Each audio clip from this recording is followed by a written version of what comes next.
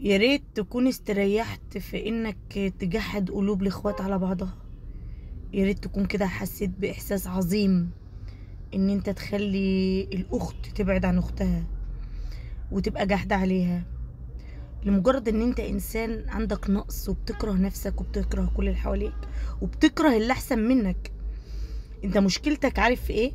ان انت شايف ان انا احسن منك وان ناجي احسن منك، فعشان كده انت بتكرهنا. فانت تعمل ايه عشان تحس ان انت سعيد ومبسوط؟ تخلي الاخت تبقى جاحدة على اختها، وفي اللحظة اللي امها وابوها ماتوا فيها يعني ما عادش لهم غير بعض. فيا رب تكون انت حسيت ان انت عملت انجاز كبير. بس انا بدعي عليك في كل صلاة، بدعي عليك في كل صلاة، وان شاء الله دعواتي قاعدة لك. عارف ليه؟ لان انا انسانة مع ربنا عفوية، ما بعرفش اظلم حد. تمام؟ فربنا بيتقبل دعاء اللي زينا، اللي ما بيعرفوش يفكروا في اذية الناس. باذن الله بدعي عليك باذن الله ان ربنا ينتقم منك اشد انتقام، وتشوفه في عيالك وفي مراتك التانية اللي هي الاولانية اللي ما تعرفش حاجة عن الوضع كله. تمام؟